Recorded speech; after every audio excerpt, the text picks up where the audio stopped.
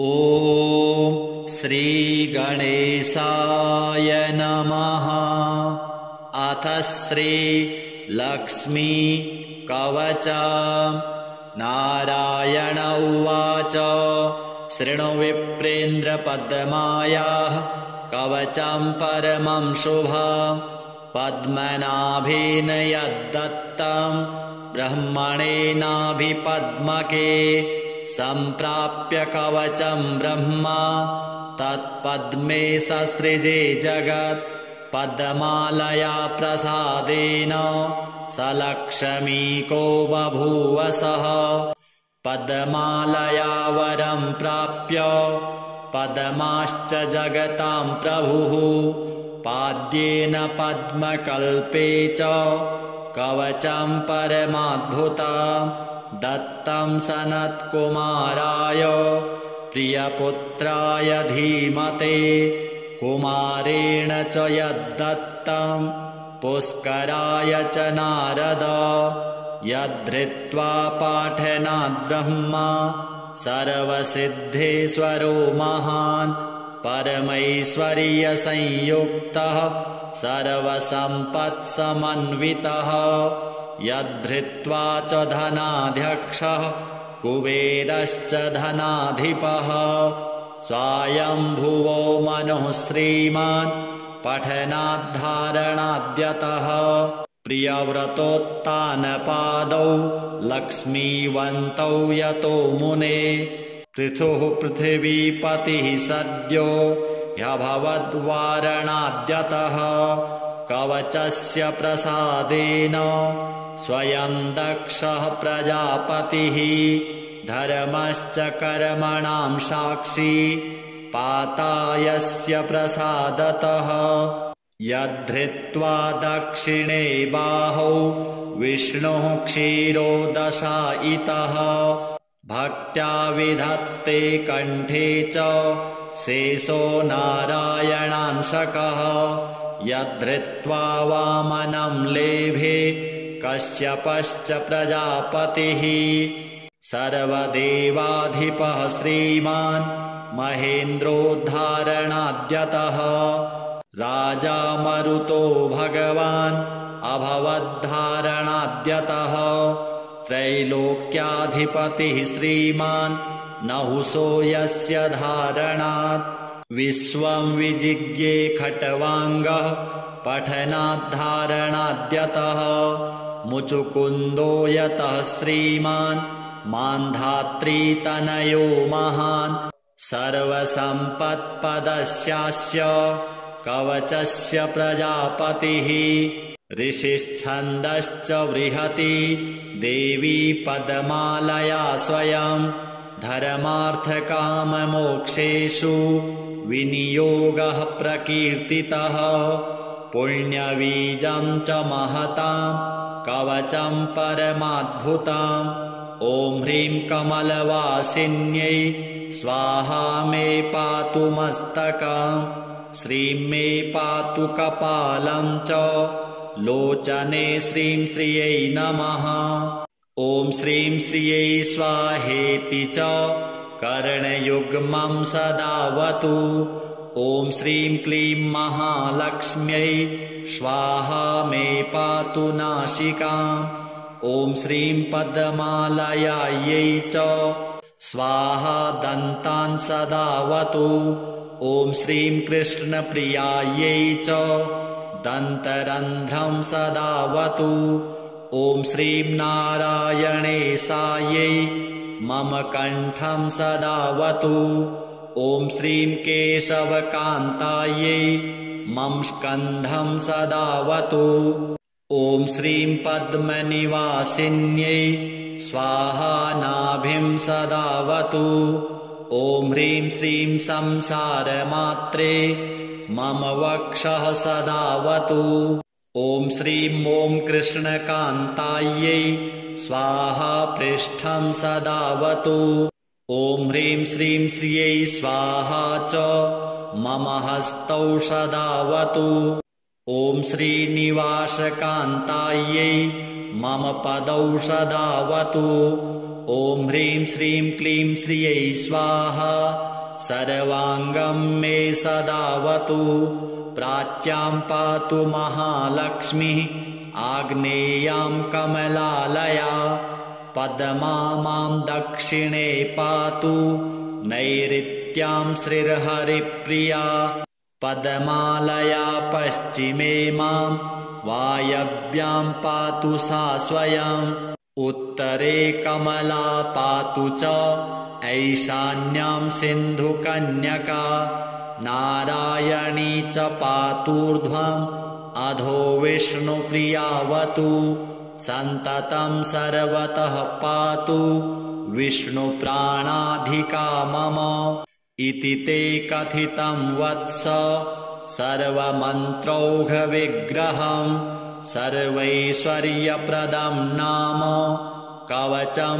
परमाद्भुतं सुवर्णपर्वतं दत्त्वा मेरुतुल्यं द्विजातये यत्फलं लभते धर्मी कवचेन ततोऽधिका गुरुमभ्यर्च्य विधिवत् कवचं धारयेत्तु यः कण्ठे वा दक्षिणे बाहौ स श्रीमान् प्रतिजन्मनि अस्ति लक्ष्मीर्गृहे तस्य निश्चला शतपूरुषा देवेन्द्रैश्चासुरेन्द्रैश्च सोऽवध्यो निश्चितं भवेत् स सर्वपुण्यवान् धीमान् सर्वयज्ञेषु दीक्षितः स स्नातः सर्वतीर्थेषु यस्येदं कवचं गले यस्मै कस्मै न दातव्यं लोभमोहभयैरपि गुरुभक्ताय शिष्याय शरण्याय प्रकाशयेत् इदं कवचमज्ञात्वा जपेल्लक्ष्मीं जगत्प्रसूं कोटिसङ्ख्यां प्रजप्तोऽपि न मन्त्रः सिद्धिदायकः श्रीलक्ष्मीदेव्यार्पणमस्तु। नारायण उवाच शृणु विप्रेन्द्रपद्मायाः कवचं परमं शुभं पद्मनाभेन यद्दत्तं ब्रह्मणेनाभिपद्मके सम्प्राप्य कवचं ब्रह्मा तत्पद्मे ससृजे जगत् पद्मालया प्रसादेन स लक्ष्मीको बभूव सः पद्मालया वरं प्राप्य पद्माश्च जगतां प्रभुः पाद्येन पद्मकल्पे च कवचं परमाद्भुतं दत्तं सनत्कुमाराय प्रियपुत्राय धीमते कुमारेण च यद्दत्तं पुष्कराय च नारद यद्धृत्वा पाठनात् ब्रह्मा सर्वसिद्धेश्वरो महान् परमैश्वर्यसंयुक्तः सर्वसम्पत्समन्वितः यद्धृत्वा च धनाध्यक्षः कुबेरश्च धनाधिपः स्वायम्भुवो मनुः श्रीमान् पठनाद्धारणाद्यतः प्रियव्रतोत्तानपादौ लक्ष्मीवन्तौ यतो मुने पृथुः पृथिवीपतिः सद्यो ह्यभवद्वारणाद्यतः कवचस्य प्रसादेन स्वयं दक्षः प्रजापतिः धर्मश्च कर्मणां साक्षी पातायस्य प्रसादतः यद्धृत्वा दक्षिणे बाहौ विष्णुः क्षीरोदशायितः भक्त्या विधत्ते कण्ठे च शेषो नारायणांशकः यद्धृत्वा वामनं लेभे कश्यपश्च प्रजापतिः सर्वदेवाधिपः श्रीमान् महेन्द्रोद्धारणाद्यतः राजा मरुतो भगवान् अभवद्धारणाद्यतः त्रैलोक्याधिपतिः श्रीमान् नहुषो यस्य धारणात् विश्वं विजिज्ञे खट्वाङ्गः पठनाद्धारणाद्यतः मुचुकुन्दो यतः श्रीमान् मान्धात्रीतनयो महान् सर्वसम्पत्पदस्यास्य कवचस्य प्रजापतिः ऋषिश्छन्दश्च बृहति देवी पद्मालया स्वयं धर्मार्थकाममोक्षेषु विनियोगः प्रकीर्तितः पुण्यबीजं च महतां कवचं परमाद्भुतम् ॐ ह्रीं कमलवासिन्यै स्वाहा मे पातु मस्तकम् श्रीं मे पातु कपालं च लोचने श्रीं श्रियै नमः ॐ श्रीं श्रियै स्वाहेति च कर्णयुग्मं सदावतु ॐ श्रीं क्लीं महालक्ष्म्यै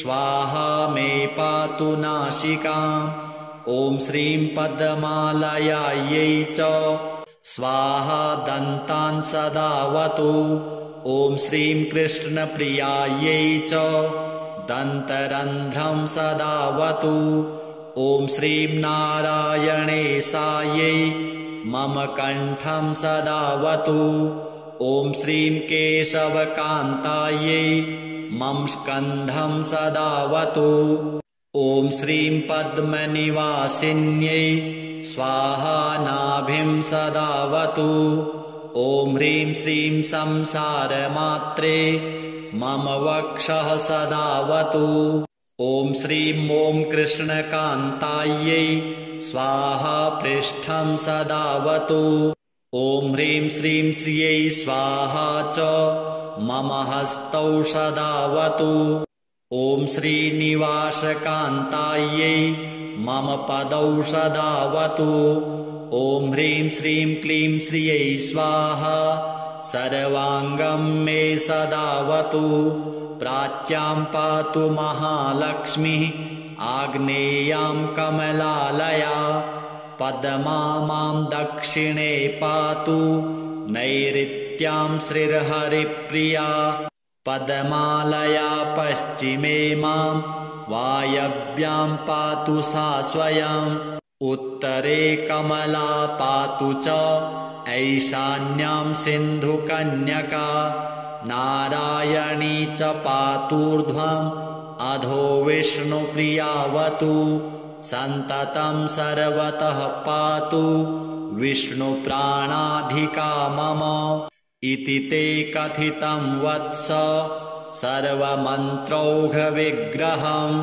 सर्वैश्वर्यप्रदं नाम कवचं परमाद्भुतं सुवर्णपर्वतं दत्त्वा मेरुतुल्यं द्विजातये यत्फलं लभते धर्मी कवचेन ततोऽधिकं गुरुमभ्यर्च्य विधिवत् कवचं धारयेत्तु यः कण्ठे वा दक्षिणे बाहौ स श्रीमान् प्रतिजन्मनि अस्ति लक्ष्मीर्गृहे तस्य निश्चला शतपूरुषा देवेन्द्रैश्चासुरेन्द्रैश्च सौवध्यो निश्चितं भवेत् स सर्वपुण्यवान् धीमान् सर्वयज्ञेषु दीक्षितः स स्नातः सर्वतीर्थेषु यस्येदं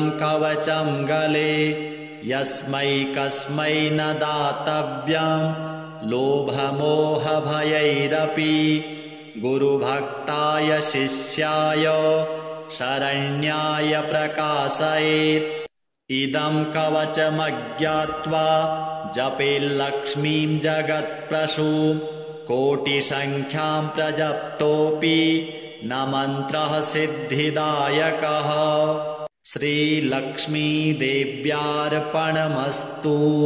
नारायण उवाच शृणु विप्रेन्द्रपद्मायाः कवचं परमं शुभं पद्मनाभेन यद्दत्तं ब्रह्मणेनाभिपद्मके सम्प्राप्य कवचं ब्रह्मा तत्पद्मे ससृजे जगत् पद्मालया प्रसादेन सलक्ष्मीको बभूव सः पद्मालया वरं प्राप्य पद्माश्च जगतां प्रभुः पाद्येन पद्मकल्पे च कवचं परमाद्भुतं दत्तं सनत्कुमाराय प्रियपुत्राय धीमते कुमारेण च यद्दत्तं पुष्कराय च नारद यद्धृत्वा पाठनात् ब्रह्मा सर्वसिद्धेश्वरो महान् परमैश्वर्यसंयुक्तः सर्वसम्पत्समन्वितः यद्धृत्वा च धनाध्यक्षः कुबेरश्च धनाधिपः स्वायम्भुवो मनुः श्रीमान् पठनाद्धारणाद्यतः प्रियव्रतोत्तानपादौ लक्ष्मीवन्तौ यतो मुने पृथुः पृथिवीपतिः सद्यो ह्यभवद्वारणाद्यतः कवचस्य प्रसादेन स्वयं दक्षः प्रजापतिः धर्मश्च कर्मणां साक्षी पातायस्य प्रसादतः यद्धृत्वा दक्षिणे बाहौ विष्णुः क्षीरोदशायितः भक्त्या विधत्ते कण्ठे च शेषो नारायणांशकः यद्धृत्वा वामनं लेभे कश्यपश्च प्रजापतिः सर्वदेवाधिपः श्रीमान् महेन्द्रोद्धारणाद्यतः राजा मरुतो भगवान् अभवद्धारणाद्यतः त्रैलोक्याधिपतिः श्रीमान् नहुषो यस्य धारणात् विश्वं विजिज्ञे खट्वाङ्गः पठनाद्धारणाद्यतः मुचुकुन्दो यतः श्रीमान् मान्धात्रीतनयो महान् सर्वसम्पत्पदस्यास्य कवचस्य प्रजापतिः ऋषिश्छन्दश्च बृहति देवी पद्मालया स्वयं धर्मार्थकाममोक्षेषु विनियोगः प्रकीर्तितः पुण्यबीजं च महतां कवचं परमाद्भुतम् ॐ ह्रीं कमलवासिन्यै स्वाहा मे पातु मस्तकम् श्रीं मे पातु कपालं च लोचने श्रीं श्रियै नमः ॐ श्रीं श्रियै स्वाहेति च कर्णयुग्मं सदावतु ॐ श्रीं क्लीं महालक्ष्म्यै स्वाहा मे पातु नासिकाम्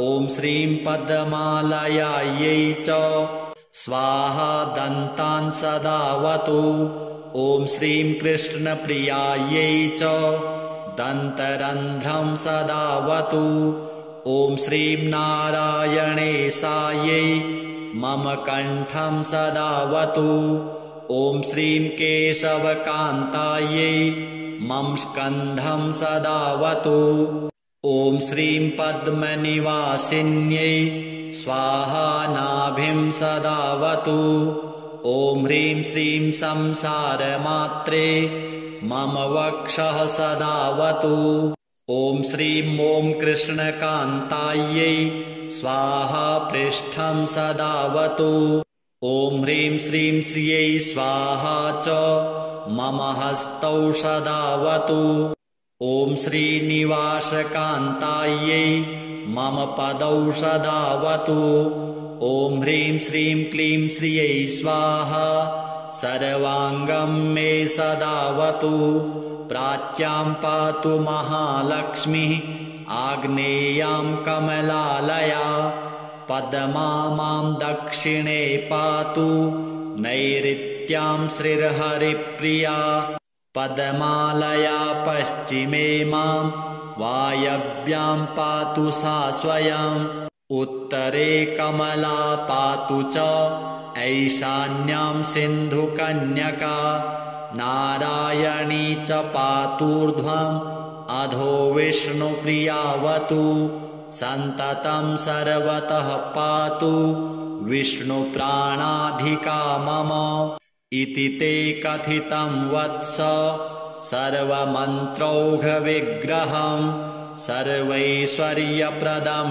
नाम कवचं परमाद्भुतं सुवर्णपर्वतं दत्त्वा मेरुतुल्यं द्विजातये यत्फलं लभते धर्मी कवचेन ततोऽधिका गुरुमभ्यर्च्य विधिवत् कवचं धारयेत्तु यः कण्ठे वा दक्षिणे बाहौ स श्रीमान् प्रतिजन्मनि अस्ति लक्ष्मीर्गृहे तस्य निश्चला शतपूरुषा देवेन्द्रैश्चासुरेन्द्रैश्च सौवध्यो निश्चितं भवेत् स सर्वपुण्यवान् धीमान् सर्वयज्ञेषु दीक्षितः स स्नातः सर्वतीर्थेषु यस्येदं कवचं गले यस्मै कस्मै न दातव्यं लोभमोहभयैरपि गुरुभक्ताय शिष्याय शरण्याय प्रकाशयेत् इदं कवचमज्ञात्वा जपेल्लक्ष्मीं जगत्प्रसूं कोटिसङ्ख्यां प्रजप्तोऽपि न मन्त्रः सिद्धिदायकः श्रीलक्ष्मीदेव्यार्पणमस्तु।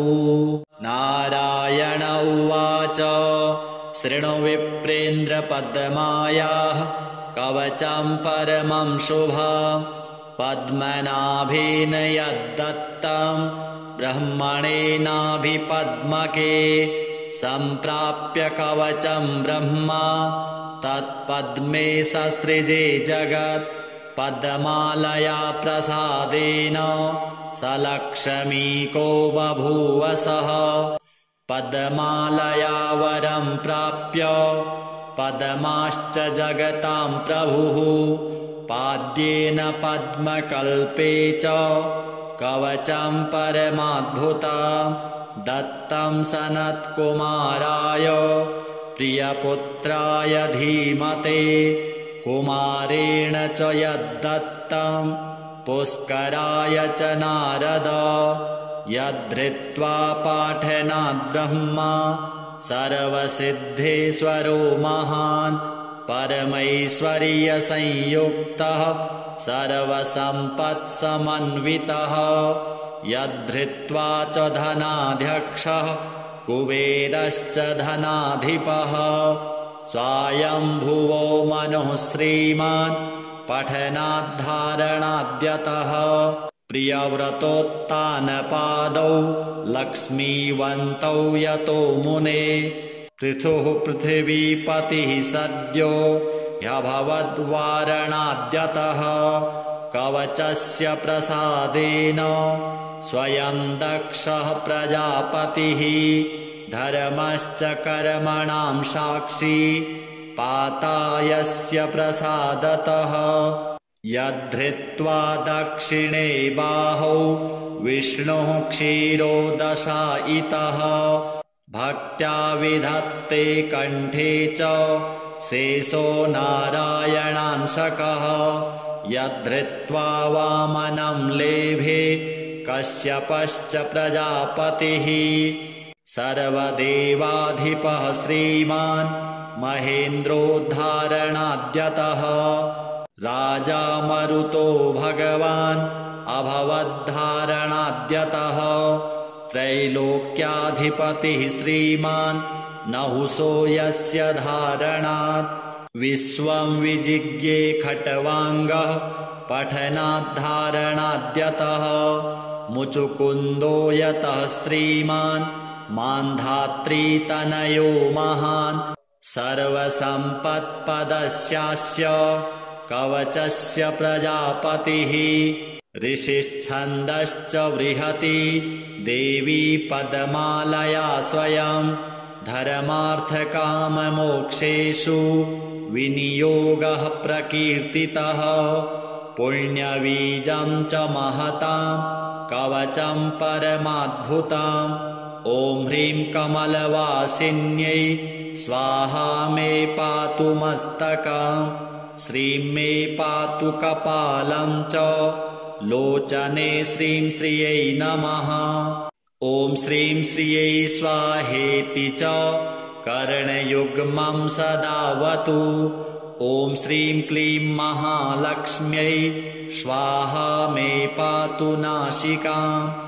ॐ श्रीं पद्मालयायै च स्वाहा दन्तान् सदावतु ॐ श्रीं कृष्णप्रियायै च दन्तरन्ध्रं सदावतु ॐ श्रीं नारायणेशायै मम कण्ठं सदावतु ॐ श्रीं केशवकान्तायै मम स्कन्धं सदावतु ॐ श्रीं पद्मनिवासिन्यै स्वाहा नाभिं सदावतु ॐ ह्रीं श्रीं संसारमात्रे मम वक्षः सदावतु ॐ श्रीं ॐ कृष्णकान्तायै स्वाहा पृष्ठं सदावतु ॐ ह्रीं श्रीं श्रियै स्वाहा च मम हस्तौ सदावतु ॐ श्रीनिवासकान्तायै मम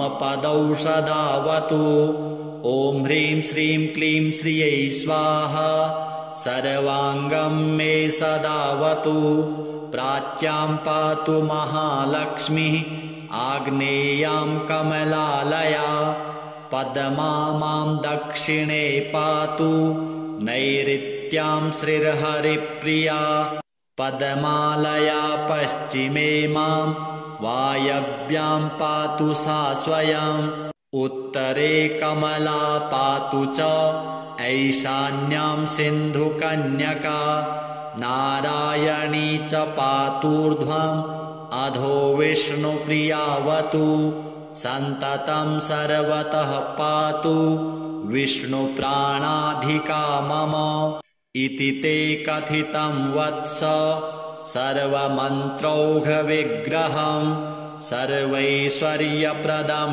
नाम कवचं परमाद्भुतं सुवर्णपर्वतं दत्त्वा मेरुतुल्यं द्विजातये यत्फलं लभते धर्मी कवचेन ततोऽधिका गुरुमभ्यर्च्य विधिवत् कवचं धारयेत्तु यः कण्ठे वा दक्षिणे बाहौ स श्रीमान् प्रतिजन्मनि अस्ति लक्ष्मीर्गृहे तस्य निश्चला शतपूरुषा देवेन्द्रैश्चासुरेन्द्रैश्च सौवध्यो निश्चितं भवेत् स सर्वपुण्यवान् धीमान् सर्वयज्ञेषु दीक्षितः स स्नातः सर्वतीर्थेषु यस्येदं कवचं गले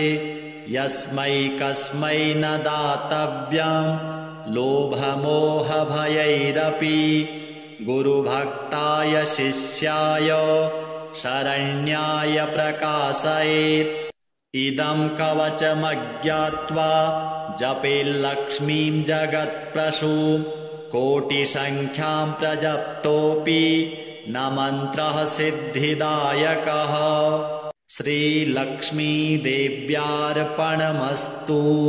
नारायण उवाच शृणु विप्रेन्द्रपद्मायाः कवचं परमं शुभं पद्मनाभेन यद्दत्तं ब्रह्मणेनाभिपद्मके सम्प्राप्य कवचं ब्रह्मा तत्पद्मे ससृजे जगत् पद्मालया प्रसादेन स लक्ष्मीको बभूव सः पद्मालया वरं प्राप्य पद्माश्च जगतां प्रभुः पाद्येन पद्मकल्पे च कवचं परमाद्भुतं दत्तं सनत्कुमाराय प्रियपुत्राय धीमते कुमारेण च यद्दत्तं पुष्कराय च नारद यद्धृत्वा पाठनात् ब्रह्मा सर्वसिद्धेश्वरो महान् परमैश्वर्यसंयुक्तः सर्वसम्पत्समन्वितः यद्धृत्वा च धनाध्यक्षः कुबेरश्च धनाधिपः स्वायम्भुवो मनुः श्रीमान् पठनाद्धारणाद्यतः प्रियव्रतोत्तानपादौ लक्ष्मीवन्तौ यतो मुने पृथुः पृथिवीपतिः सद्यो ह्यभवद्वारणाद्यतः कवचस्य प्रसादेन स्वयं दक्षः प्रजापतिः धर्मश्च कर्मणां साक्षी पातायस्य प्रसादतः यद्धृत्वा दक्षिणे बाहौ विष्णुः क्षीरोदशायितः भक्त्या विधत्ते कण्ठे च शेषो नारायणांशकः यद्धृत्वा वामनं लेभे कश्यपश्च प्रजापतिः सर्वदेवाधिपः श्रीमान् महेन्द्रोद्धारणाद्यतः राजा मरुतो भगवान् अभवद्धारणाद्यतः त्रैलोक्याधिपतिः श्रीमान् नहुषो यस्य धारणात् विश्वं विजिज्ञे खट्वाङ्गः पठनाद्धारणाद्यतः मुचुकुन्दो यतः श्रीमान् मान्धात्रीतनयो महान् सर्वसम्पत्पदस्यास्य कवचस्य प्रजापतिः ऋषिश्छन्दश्च बृहति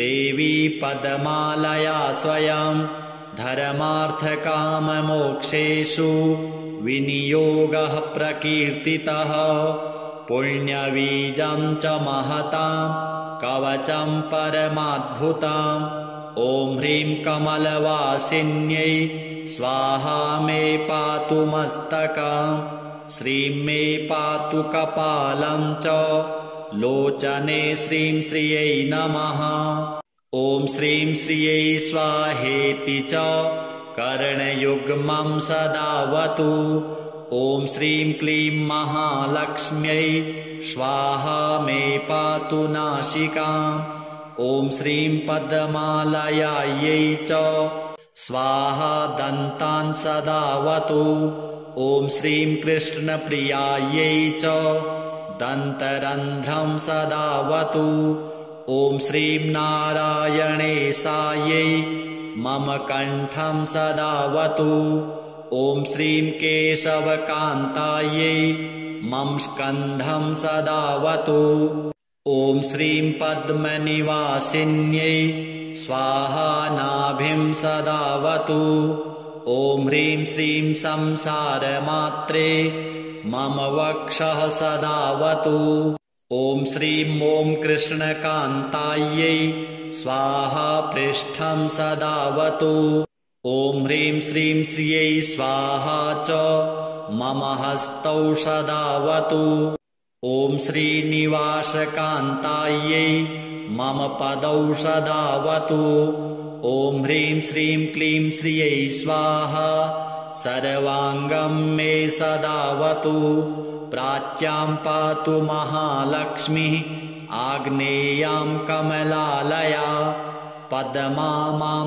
दक्षिणे पातु नैऋत्यां श्रीर्हरिप्रिया पद्मालया पश्चिमे मां वायव्यां पातु सा स्वयं उत्तरे कमला पातु च ऐशान्यां सिन्धुकन्यका नारायणी च पातूर्ध्वम् अधो विष्णुप्रियावतु सन्ततं सर्वतः पातु विष्णुप्राणाधिका मम इति ते कथितं वत्स सर्वमन्त्रौघविग्रहं सर्वैश्वर्यप्रदं नाम कवचं परमाद्भुतं सुवर्णपर्वतं दत्त्वा मेरुतुल्यं द्विजातये यत्फलं लभते धर्मी कवचेन ततोऽधिकं गुरुमभ्यर्च्य विधिवत् कवचं धारयेत्तु यः कण्ठे वा दक्षिणे बाहौ स श्रीमान् प्रतिजन्मनि अस्ति लक्ष्मीर्गृहे तस्य निश्चला शतपूरुषा देवेन्द्रैश्चासुरेन्द्रैश्च सौवध्यो निश्चितं भवेत् स सर्वपुण्यवान् धीमान् सर्वयज्ञेषु दीक्षितः स स्नातः सर्वतीर्थेषु यस्येदं कवचं गले यस्मै कस्मै न दातव्यं लोभमोहभयैरपि गुरुभक्ताय शिष्याय शरण्याय प्रकाशयेत् इदं कवचमज्ञात्वा जपेल्लक्ष्मीं जगत्प्रसूं कोटिसङ्ख्यां प्रजप्तोऽपि न मन्त्रः सिद्धिदायकः श्रीलक्ष्मीदेव्यार्पणमस्तु। नारायण उवाच शृणु विप्रेन्द्रपद्मायाः कवचं परमं शुभं पद्मनाभेन यद्दत्तं ब्रह्मणेनाभिपद्मके सम्प्राप्य कवचं ब्रह्मा तत्पद्मे ससृजे जगत् पद्मालया प्रसादेन स लक्ष्मीको बभूव सः पद्मालया वरं प्राप्य पद्माश्च जगतां प्रभुः पाद्येन पद्मकल्पे च कवचं परमाद्भुतं दत्तं सनत्कुमाराय प्रियपुत्राय धीमते कुमारेण च यद्दत्तं पुष्कराय च नारद यद्धृत्वा पाठनात् ब्रह्मा सर्वसिद्धेश्वरो महान् परमैश्वर्यसंयुक्तः सर्वसम्पत्समन्वितः यद्धृत्वा च धनाध्यक्षः कुबेरश्च धनाधिपः स्वायम्भुवो मनुः श्रीमान् पठनाद्धारणाद्यतः प्रियव्रतोत्तानपादौ लक्ष्मीवन्तौ यतो मुने पृथुः पृथिवीपतिः सद्यो ह्यभवद्वारणाद्यतः कवचस्य प्रसादेन स्वयं दक्षः प्रजापतिः धर्मश्च कर्मणां साक्षी पातायस्य प्रसादतः यद्धृत्वा दक्षिणे बाहौ विष्णुः क्षीरोदशायितः भक्त्या विधत्ते कण्ठे च शेषो नारायणांशकः यद्धृत्वा वामनं लेभे कश्यपश्च प्रजापतिः सर्वदेवाधिपः श्रीमान् महेन्द्रोद्धारणाद्यतः राजा मरुतो भगवान् अभवद्धारणाद्यतः त्रैलोक्याधिपतिः श्रीमान् नहुषो यस्य धारणात् विश्वं विजिज्ञे खट्वाङ्गः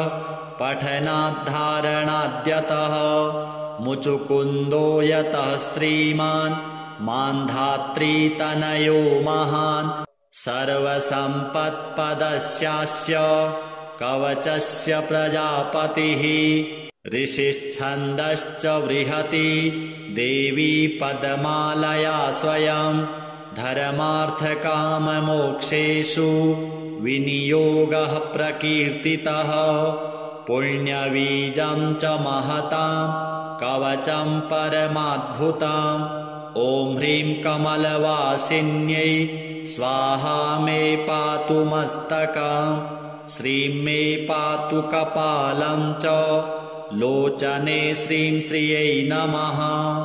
ॐ श्रीं श्रियै स्वाहेति च कर्णयुग्मं सदावतु।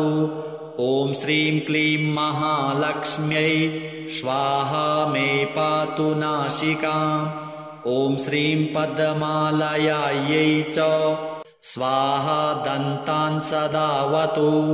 ॐ श्रीं कृष्णप्रियायै च दन्तरन्ध्रं सदावतु। ॐ श्रीं नारायणेशायै मम कण्ठं सदावतु। ॐ श्रीं केशवकान्तायै मम स्कन्धं सदावतु। ॐ श्रीं पद्मनिवासिन्यै स्वाहा नाभिं सदावतु। ॐ ह्रीं श्रीं संसारमात्रे मम वक्षः सदावतु। ॐ श्रीं ॐ कृष्णकान्तायै स्वाहा पृष्ठं सदावतु। ॐ ह्रीं श्रीं श्रियै स्वाहा च मम हस्तौ सदावतु। ॐ श्रीनिवासकान्तायै मम पदौ सदावतु। ॐ ह्रीं श्रीं क्लीं श्रियै स्वाहा सर्वाङ्गं मे सदावतु। प्राच्यां पातु महालक्ष्मीः आग्नेयां कमलालया। पद्मा मां दक्षिणे पातु नैऋत्यां श्रीर्हरिप्रिया। पद्मालया पश्चिमे मां वायव्यां पातु सा स्वयम्। उत्तरे कमला पातु च ऐशान्यां सिन्धुकन्यका। नारायणी च पातूर्ध्वम् अधो विष्णुप्रियावतु। सन्ततं सर्वतः पातु विष्णुप्राणाधिका मम। इति ते कथितं वत्स सर्वमन्त्रौघविग्रहम् सर्वैश्वर्यप्रदं नाम कवचं परमाद्भुतं। सुवर्णपर्वतं दत्त्वा मेरुतुल्यं द्विजातये। यत्फलं लभते धर्मी कवचेन ततोऽधिकम्। गुरुमभ्यर्च्य विधिवत् कवचं धारयेत्तु यः। कण्ठे वा दक्षिणे बाहौ स श्रीमान् प्रतिजन्मनि। अस्ति लक्ष्मीर्गृहे तस्य निश्चला शतपूरुषा। देवेन्द्रैश्चासुरेन्द्रैश्च सोऽवध्यो निश्चितं भवेत्। स सर्वपुण्यवान् धीमान् सर्वयज्ञेषु दीक्षितः। स स्नातः सर्वतीर्थेषु यस्येदं कवचं गले। यस्मै कस्मै न दातव्यं लोभमोहभयैरपि। गुरुभक्ताय शिष्याय शरण्याय प्रकाशयेत्। इदं कवचमज्ञात्वा जपेल्लक्ष्मीं जगत्प्रसूं। कोटिसङ्ख्यां प्रजप्तोऽपि न मन्त्रः सिद्धिदायकः। श्रीलक्ष्मीदेव्यार्पणमस्तु। नारायण उवाच शृणु विप्रेन्द्रपद्मायाः कवचं परमं शुभम्। पद्मनाभेन यद्दत्तं ब्रह्मणेनाभिपद्मके। सम्प्राप्य कवचं ब्रह्मा तत्पद्मे ससृजे जगत्। पद्मालया प्रसादेन स लक्ष्मीको बभूव सः। पद्मालया वरं प्राप्य पद्माश्च जगतां प्रभुः। पाद्येन पद्मकल्पे च कवचं परमाद्भुतं। दत्तं सनत्कुमाराय प्रियपुत्राय धीमते। कुमारेण च यद्दत्तं पुष्कराय च नारद। यद्धृत्वा पाठनात् ब्रह्मा सर्वसिद्धेश्वरो महान्। परमैश्वर्यसंयुक्तः सर्वसम्पत्समन्वितः यद्धृत्वा च धनाध्यक्षः कुबेरश्च धनाधिपः स्वायम्भुवो मनुः श्रीमान् पठनाद्धारणाद्यतः प्रियव्रतोत्तानपादौ लक्ष्मीवन्तौ यतो मुने पृथुः पृथिवीपतिः सद्यो ह्यभवद्वारणाद्यतः कवचस्य प्रसादेन स्वयं दक्षः प्रजापतिः धर्मश्च कर्मणां साक्षी पातायस्य प्रसादतः यद्धृत्वा दक्षिणे बाहौ विष्णुः क्षीरोदशायितः भक्त्या विधत्ते कण्ठे च शेषो नारायणांशकः यद्धृत्वा वामनं लेभे कश्यपश्च प्रजापतिः सर्वदेवाधिपः श्रीमान् महेन्द्रोद्धारणाद्यतः राजा मरुतो भगवान् अभवद्धारणाद्यतः त्रैलोक्याधिपतिः श्रीमान् नहुषो यस्य धारणात् विश्वं विजिज्ञे खट्वाङ्गः पठनाद्धारणाद्यतः मुचुकुन्दो यतः श्रीमान् मान्धात्रीतनयो महान् सर्वसम्पत्पदस्यास्य कवचस्य प्रजापतिः ऋषिश्छन्दश्च बृहति देवी पद्मालया स्वयं धर्मार्थकाममोक्षेषु विनियोगः प्रकीर्तितः पुण्यबीजं च महतां कवचं परमाद्भुतम् ॐ ह्रीं कमलवासिन्यै स्वाहा मे पातु मस्तकम् श्रीं मे पातु कपालं च लोचने श्रीं श्रियै नमः ॐ श्रीं श्रियै स्वाहेति च कर्णयुग्मं सदावतु ॐ श्रीं क्लीं महालक्ष्म्यै स्वाहा मे पातु नासिकाम् ॐ श्रीं पद्मालयायै च स्वाहा दन्तान् सदावतु ॐ श्रीं कृष्णप्रियायै च दन्तरन्ध्रं सदावतु ॐ श्रीं नारायणेशायै मम कण्ठं सदावतु ॐ श्रीं केशवकान्तायै मम स्कन्धं सदावतु ॐ श्रीं पद्मनिवासिन्यै स्वाहा नाभिं सदावतु ॐ ह्रीं श्रीं संसारमात्रे मम वक्षः सदावतु ॐ श्रीं ॐ कृष्णकान्तायै स्वाहा पृष्ठं सदावतु ॐ ह्रीं श्रीं श्रियै स्वाहा च मम हस्तौ सदावतु ॐ श्रीनिवासकान्तायै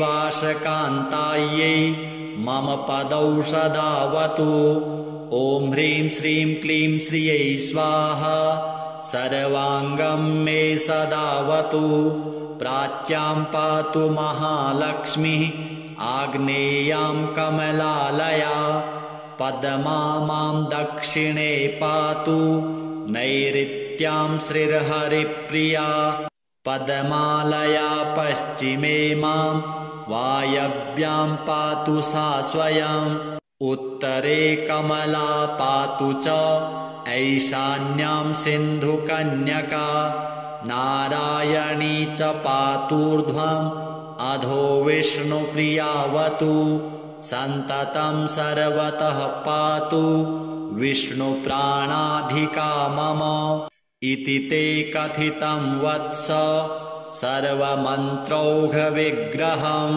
सर्वैश्वर्यप्रदं नाम कवचं परमाद्भुतं सुवर्णपर्वतं दत्त्वा मेरुतुल्यं द्विजातये यत्फलं लभते धर्मी कवचेन ततोऽधिका गुरुमभ्यर्च्य विधिवत् कवचं धारयेत्तु यः कण्ठे वा दक्षिणे बाहौ स श्रीमान् प्रतिजन्मनि अस्ति लक्ष्मीर्गृहे तस्य निश्चला शतपूरुषा देवेन्द्रैश्चासुरेन्द्रैश्च सौवध्यो निश्चितं भवेत् स सर्वपुण्यवान् धीमान् सर्वयज्ञेषु दीक्षितः स स्नातः सर्वतीर्थेषु यस्येदं कवचं गले यस्मै कस्मै न दातव्यं लोभमोहभयैरपि गुरुभक्ताय शिष्याय शरण्याय प्रकाशयेत् इदं कवचमज्ञात्वा जपेल्लक्ष्मीं जगत्प्रसूं कोटिसङ्ख्यां प्रजप्तोऽपि न मन्त्रः सिद्धिदायकः श्रीलक्ष्मीदेव्यार्पणमस्तु। नारायण उवाच शृणु विप्रेन्द्रपद्मायाः कवचं परमं शुभं पद्मनाभेन यद्दत्तं ब्रह्मणेनाभिपद्मके सम्प्राप्य कवचं ब्रह्मा तत्पद्मे ससृजे जगत् पद्ममालया प्रसादेन स लक्ष्मीको बभूव सः पद्ममालया वरं प्राप्य पद्माश्च जगतां प्रभुः पाद्येन पद्मकल्पे च कवचं परमाद्भुतं दत्तं सनत्कुमाराय प्रियपुत्राय धीमते कुमारेण च यद्दत्तं पुष्कराय च नारद यद्धृत्वा पाठनात् ब्रह्मा सर्वसिद्धेश्वरो महान् परमैश्वर्यसंयुक्तः सर्वसम्पत्समन्वितः यद्धृत्वा च धनाध्यक्षः कुबेरश्च धनाधिपः स्वायम्भुवो मनुः श्रीमान् पठनाद्धारणाद्यतः प्रियव्रतोत्तानपादौ लक्ष्मीवन्तौ यतो मुने पृथुः पृथिवीपतिः सद्यो ह्यभवद्वारणाद्यतः कवचस्य प्रसादेन स्वयं दक्षः प्रजापतिः धर्मश्च कर्मणां साक्षी पातायस्य प्रसादतः यद्धृत्वा दक्षिणे बाहौ विष्णुः क्षीरोदशायितः भक्त्या विधत्ते कण्ठे च शेषो नारायणांशकः यद्धृत्वा वामनं लेभे कश्यपश्च प्रजापतिः सर्वदेवाधिपः श्रीमान् महेन्द्रोद्धारणाद्यतः राजा मरुतो भगवान् अभवद्धारणाद्यतः त्रैलोक्याधिपतिः श्रीमान् नहुषो यस्य धारणात् विश्वं विजिज्ञे खट्वाङ्गः पठनाद्धारणाद्यतः मुचुकुन्दो यतः श्रीमान् मान्धात्रीतनयो महान् सर्वसम्पत्पदस्यास्य कवचस्य प्रजापतिः ऋषिश्छन्दश्च बृहति देवी पद्ममालया स्वयं धर्मार्थकाममोक्षेषु विनियोगः प्रकीर्तितः पुण्यबीजं च महतां कवचं परमाद्भुतम् ॐ ह्रीं कमलवासिन्यै स्वाहा मे पातु मस्तकं श्रीं मे पातु कपालं च लोचने श्रीं श्रियै नमः ॐ श्रीं श्रियै स्वाहेति च कर्णयुग्मं सदावतु ॐ श्रीं क्लीं महालक्ष्म्यै स्वाहा मे पातु नासिकाम् ॐ श्रीं पद्ममालयायै च स्वाहा दन्तान् सदावतु ॐ श्रीं कृष्णप्रियायै च दन्तरन्ध्रं सदावतु। ॐ श्रीं नारायणेशायै मम कण्ठं सदावतु। ॐ श्रीं केशवकान्तायै मम स्कन्धं सदावतु। ॐ श्रीं पद्मनिवासिन्यै स्वाहा नाभिं सदावतु। ॐ ह्रीं श्रीं संसारमात्रे मम वक्षः सदावतु। ॐ श्रीं ॐ कृष्णकान्तायै स्वाहा पृष्ठं सदावतु। ॐ ह्रीं श्रीं श्रियै स्वाहा च मम हस्तौ सदावतु। ॐ श्रीनिवासकान्तायै मम पदौ सदावतु। ॐ ह्रीं श्रीं क्लीं श्रियै स्वाहा सर्वाङ्गं मे सदावतु। प्राच्यां पातु महालक्ष्मीः आग्नेयां कमलालया। पद्मा मां दक्षिणे पातु नैऋत्यां श्रीर्हरिप्रिया। पद्मालया पश्चिमे मां वायव्यां पातु सा स्वयम्। उत्तरे कमला पातु च ऐशान्यां सिन्धुकन्यका। नारायणी च पातूर्ध्वम् अधो विष्णुप्रियावतु। सन्ततं सर्वतः पातु विष्णुप्राणाधिका मम।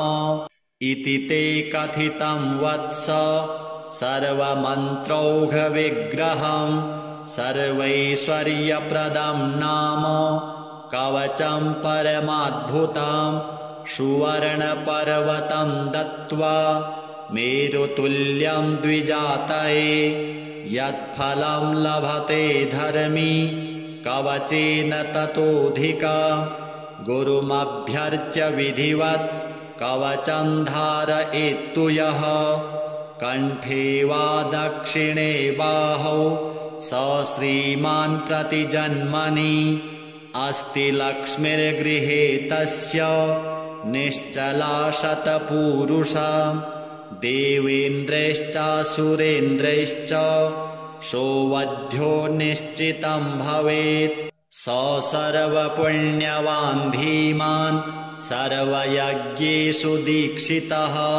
स स्नातः सर्वतीर्थेषु यस्येदं कवचं गले। यस्मै कस्मै न दातव्यं लोभमोहभयैरपि। गुरुभक्ताय शिष्याय शरण्याय प्रकाशयेत्। इदं कवचमज्ञात्वा जपेल्लक्ष्मीं जगत्प्रसूं। कोटिसङ्ख्यां प्रजप्तोऽपि न मन्त्रः सिद्धिदायकः।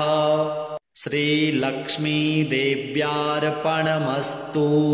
नारायण उवाच शृणु विप्रेन्द्रपद्मायाः कवचं परमं शुभम्।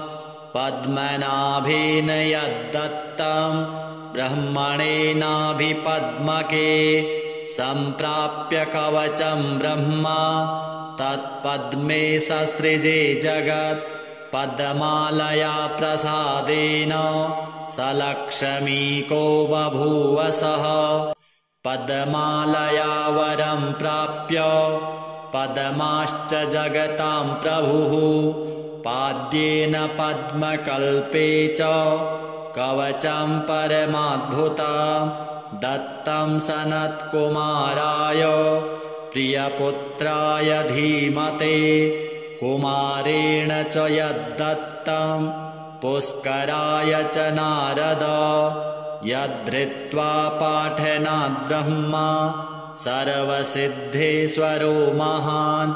परमैश्वर्यसंयुक्तः सर्वसम्पत्समन्वितः।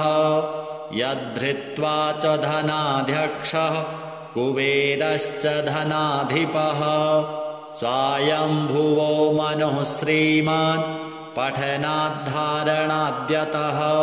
प्रियव्रतोत्तानपादौ लक्ष्मीवन्तौ यतो मुने। पृथुः पृथिवीपतिः सद्यो ह्यभवद्वारणाद्यतः कवचस्य प्रसादेन स्वयं दक्षः प्रजापतिः धर्मश्च कर्मणां साक्षी पातायस्य प्रसादतः यद्धृत्वा दक्षिणे बाहौ विष्णुः क्षीरोदशायितः भक्त्या विधत्ते कण्ठे च शेषो नारायणांशकः यद्धृत्वा वामनं लेभे कश्यपश्च प्रजापतिः सर्वदेवाधिपः श्रीमान् महेन्द्रोद्धारणाद्यतः राजा मरुतो भगवान् अभवद्धारणाद्यतः त्रैलोक्याधिपतिः श्रीमान्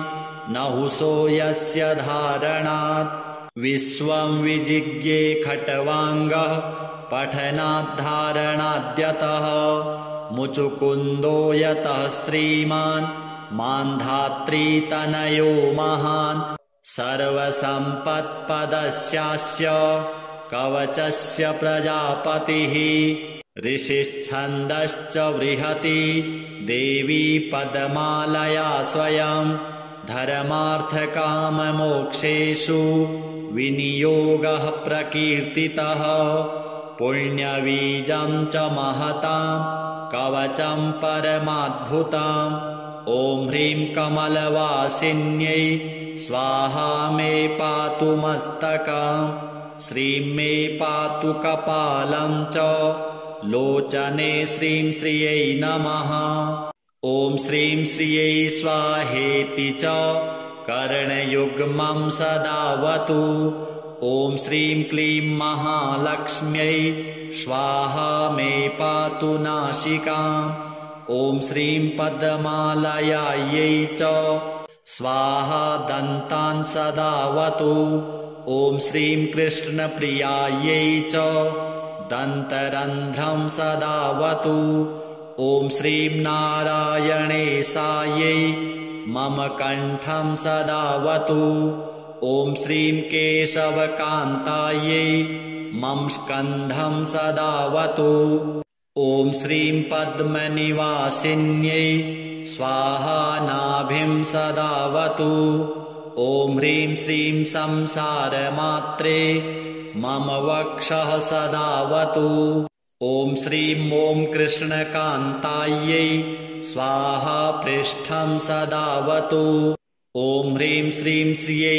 स्वाहा च मम हस्तौ सदावतु ॐ श्रीनिवासकान्तायै मम पदौ सदावतु ॐ ह्रीं श्रीं क्लीं श्रियै स्वाहा सर्वाङ्गं मे सदावतु प्राच्यां पातु महालक्ष्मीः आग्नेयां कमलालया पद्मा मां दक्षिणे पातु नैऋत्यां श्रीर्हरिप्रिया पद्मालया पश्चिमे मां वायव्यां पातु सा स्वयम् उत्तरे कमला पातु च ऐशान्यां सिन्धुकन्यका नारायणी च पातूर्ध्वम् अधो विष्णुप्रियावतु सन्ततं सर्वतः पातु विष्णुप्राणाधिका मम इति ते कथितं वत्स सर्वमन्त्रौघविग्रहं सर्वैश्वर्यप्रदं नाम कवचं परमाद्भुतं सुवर्णपर्वतं दत्त्वा मेरुतुल्यं द्विजातये यत्फलं लभते धर्मी कवचेन ततोऽधिका गुरुमभ्यर्च्य विधिवत् कवचं धारयेत्तु यः कण्ठे वा दक्षिणे बाहौ स श्रीमान् प्रतिजन्मनि अस्ति लक्ष्मीर्गृहे तस्य निश्चला शतपूरुषा देवेन्द्रैश्चासुरेन्द्रैश्च सौवध्यो निश्चितं भवेत् स सर्वपुण्यवान् धीमान् सर्वयज्ञेषु दीक्षितः स स्नातः सर्वतीर्थेषु यस्येदं कवचं गले यस्मै कस्मै न दातव्यं लोभमोहभयैरपि गुरुभक्ताय शिष्याय शरण्याय प्रकाशयेत् इदं कवचमज्ञात्वा जपेल्लक्ष्मीं जगत्प्रसूं कोटिसङ्ख्यां प्रजप्तोऽपि न मन्त्रः सिद्धिदायकः श्रीलक्ष्मीदेव्यार्पणमस्तु। नारायण उवाच शृणु विप्रेन्द्रपद्मायाः कवचं परमं शुभं पद्मनाभेन यद्दत्तं ब्रह्मणेनाभिपद्मके सम्प्राप्य कवचं ब्रह्मा तत्पद्मे ससृजे जगत् पद्मालया प्रसादेन स लक्ष्मीको बभूव सः पद्मालया वरं प्राप्य पद्माश्च जगतां प्रभुः पाद्येन पद्मकल्पे च कवचं परमाद्भुतं दत्तं सनत्कुमाराय प्रियपुत्राय धीमते कुमारेण च यद्दत्तं पुष्कराय च नारद यद्धृत्वा पाठनात् ब्रह्मा सर्वसिद्धेश्वरो महान् परमैश्वर्यसंयुक्तः सर्वसम्पत्समन्वितः यद्धृत्वा च धनाध्यक्षः कुबेरश्च धनाधिपः स्वायम्भुवो मनुः श्रीमान् पठनाद्धारणाद्यतः प्रियव्रतोत्तानपादौ लक्ष्मीवन्तौ यतो मुने पृथुः पृथिवीपतिः सद्यो ह्यभवद्वारणाद्यतः कवचस्य प्रसादेन स्वयं दक्षः प्रजापतिः धर्मश्च कर्मणां साक्षी पातायस्य प्रसादतः यद्धृत्वा दक्षिणे बाहौ विष्णुः क्षीरोदशायितः भक्त्या विधत्ते कण्ठे च शेषो नारायणांशकः यद्धृत्वा वामनं लेभे कश्यपश्च प्रजापतिः सर्वदेवाधिपः श्रीमान् महेन्द्रोद्धारणाद्यतः राजा मरुतो भगवान् अभवद्धारणाद्यतः त्रैलोक्याधिपतिः श्रीमान् नहुषो यस्य धारणात् विश्वं विजिज्ञे खट्वाङ्गः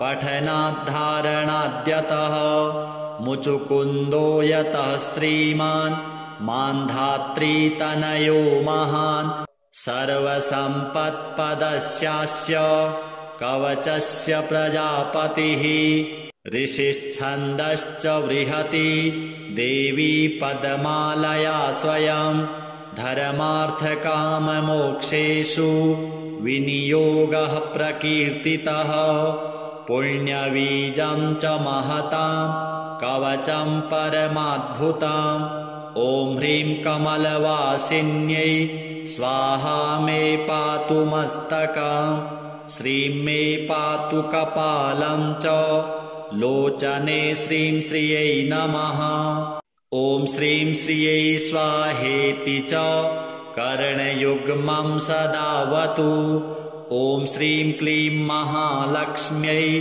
स्वाहा मे पातु नासिकाम् ॐ श्रीं पद्मालयायै च स्वाहा दन्तान् सदावतु ॐ श्रीं कृष्णप्रियायै च दन्तरन्ध्रं सदावतु ॐ श्रीं नारायणेशायै मम कण्ठं सदावतु ॐ श्रीं केशवकान्तायै मम स्कन्धं सदावतु ॐ श्रीं पद्मनिवासिन्यै स्वाहा नाभिं सदावतु ॐ ह्रीं श्रीं संसारमात्रे मम वक्षः सदावतु।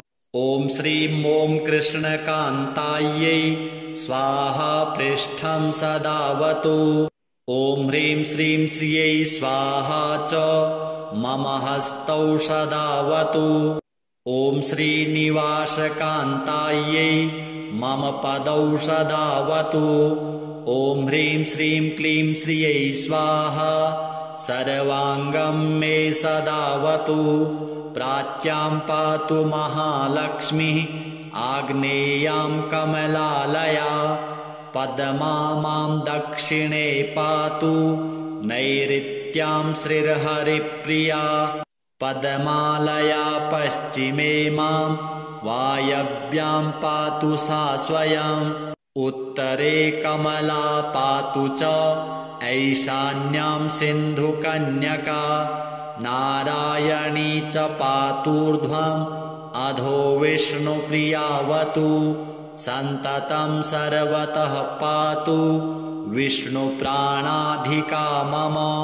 इति ते कथितं वत्स सर्वमन्त्रौघविग्रहम् सर्वैश्वर्यप्रदं नाम कवचं परमाद्भुतं। सुवर्णपर्वतं दत्त्वा मेरुतुल्यं द्विजातये। यत्फलं लभते धर्मी कवचेन ततोऽधिका। गुरुमभ्यर्च्य विधिवत् कवचं धारयेत्तु यः। कण्ठे वा दक्षिणे बाहौ स श्रीमान् प्रतिजन्मनि। अस्ति लक्ष्मीर्गृहे तस्य निश्चला शतपूरुषा। देवेन्द्रैश्चासुरेन्द्रैश्च सौवध्यो निश्चितं भवेत्। स सर्वपुण्यवान् धीमान् सर्वयज्ञेषु दीक्षितः। स स्नातः सर्वतीर्थेषु यस्येदं कवचं गले।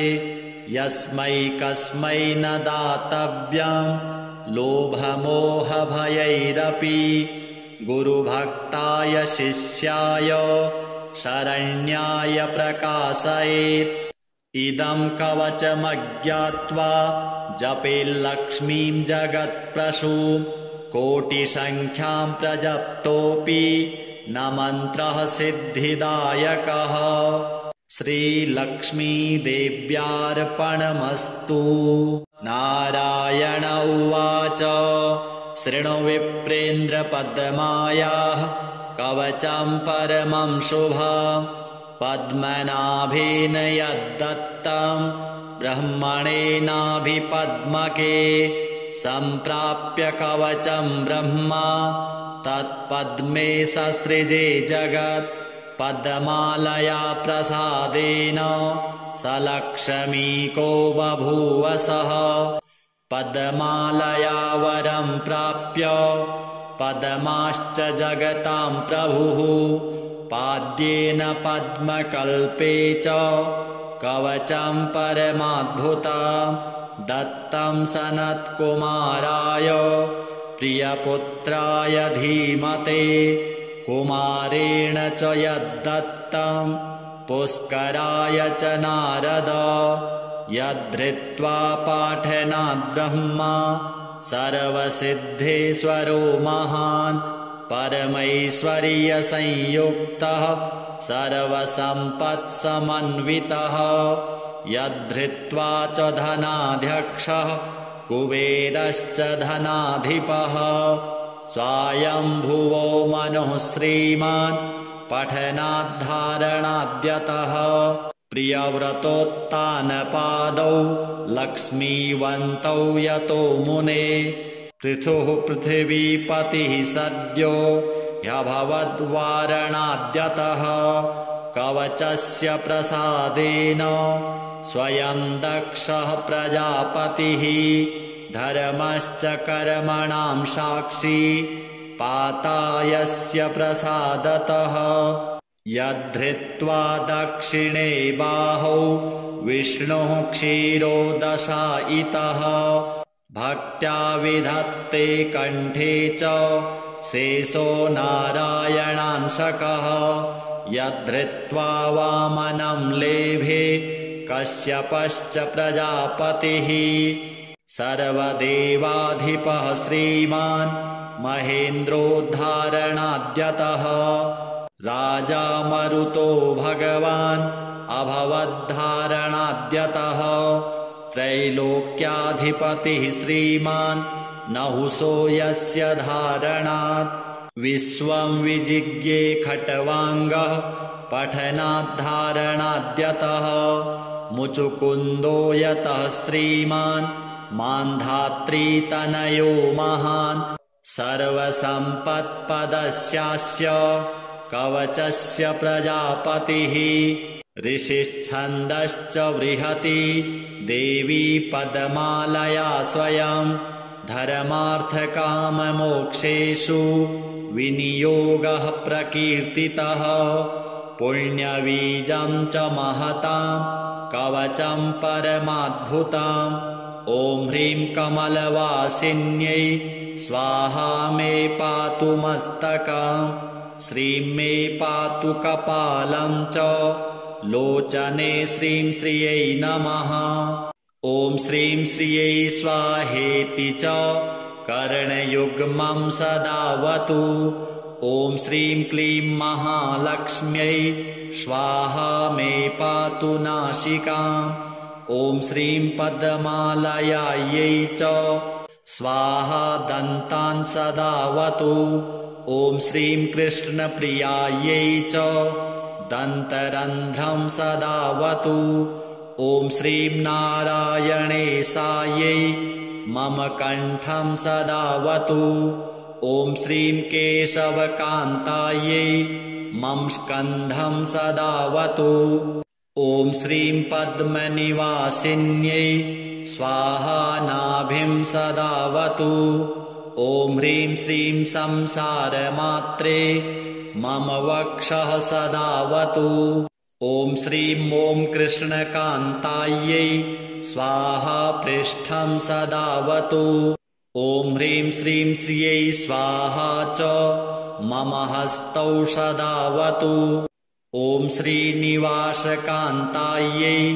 मम पदौ सदावतु ॐ ह्रीं श्रीं क्लीं श्रियै स्वाहा सर्वाङ्गं मे सदावतु प्राच्यां पातु महालक्ष्मीः आग्नेयां कमलालया पद्मा मां दक्षिणे पातु नैऋत्यां श्रीर्हरिप्रिया पद्मालया पश्चिमे मां वायव्यां पातु सा स्वयम् उत्तरे कमला पातु च ऐशान्यां सिन्धुकन्यका नारायणी च पातूर्ध्वम् अधो विष्णुप्रियावतु सन्ततं सर्वतः पातु विष्णुप्राणाधिका मम इति ते कथितं वत्स सर्वमन्त्रौघविग्रहं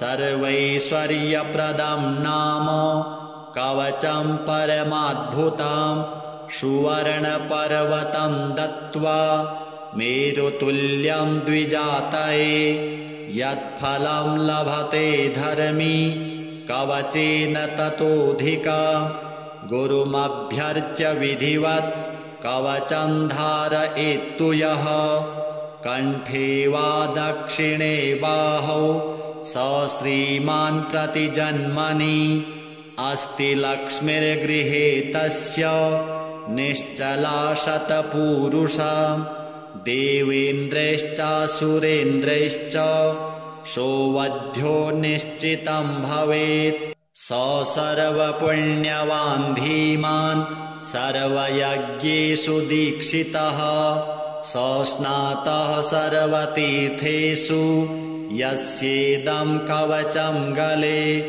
यस्मै कस्मै न दातव्यं लोभमोहभयैरपि